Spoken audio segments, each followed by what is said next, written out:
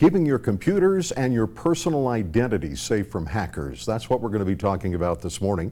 And with me, cybersecurity expert Ray Hutchins of Denver Cybersecurity. First of all, let's do some definitions. What is cybersecurity? Well, cybersecurity is simply the act and actions of defending your computer and defending your computer networks from unauthorized intrusions.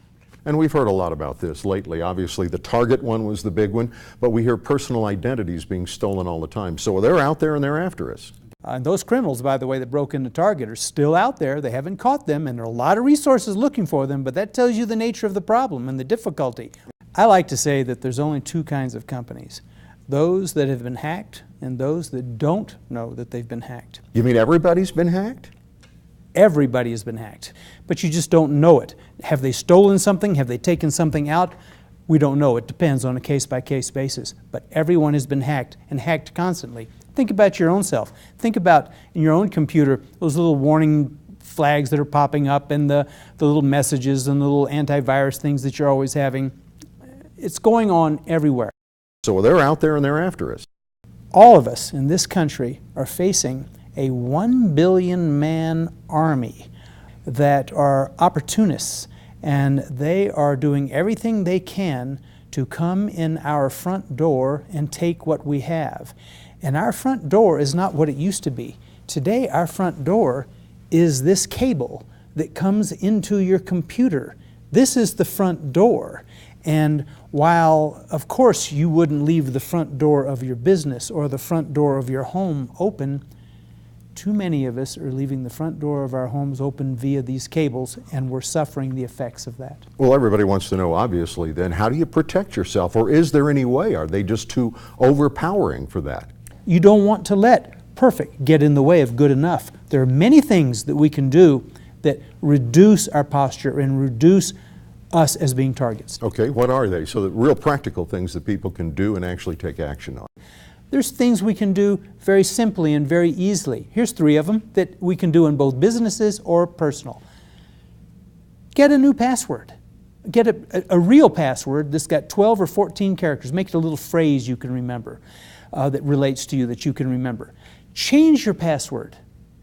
And number 3, disconnect your computer or your computer network from the internet whenever you can. That's more complicated, more difficult for a business. Maybe it's even impossible for a business. But even for a business, you can have sections of your network that are disconnected from the internet. But the more you're disconnected, the more you're protected. So those are some very simple things that I gave you just very quickly. They can reduce the likelihood of a successful attack by 50%.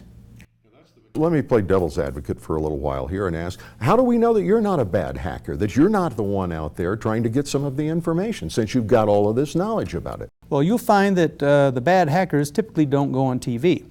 And so here I am today telling you who I am and what I am.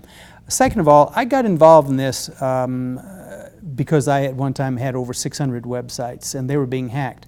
And one thing led to another, and I developed a passion for cybersecurity defense. It destroys your reputation, then it runs right into revenues. So the 2 R's, reputation and revenue. Why aren't companies looking at that threat and saying, we better do something about cybersecurity? Unfortunately, it starts with the leadership, and the leadership's lack of knowledge and acceptance of the cybersecurity problem, much like the rest of us. Ostrich head in the sand? Ostrich head in the sand, yes. ROI used to always be associated with return on investment. But things have been changing because the laws have been changing. And ROI now relates more and more to risk of incarceration. And I say that with respect to the company's leadership.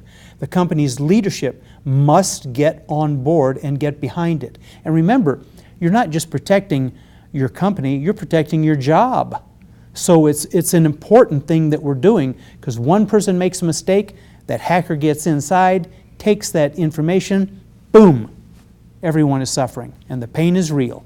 And we have to think of it as a war, but a different kind of a war where we're not getting killed, but where our most precious intellectual assets, our crown jewels, are being stolen. And do not think for a second that this is not a war. Very good warnings from Denver cybersecurity expert Ray Hutchins. Thanks for being with us. We'll be right back.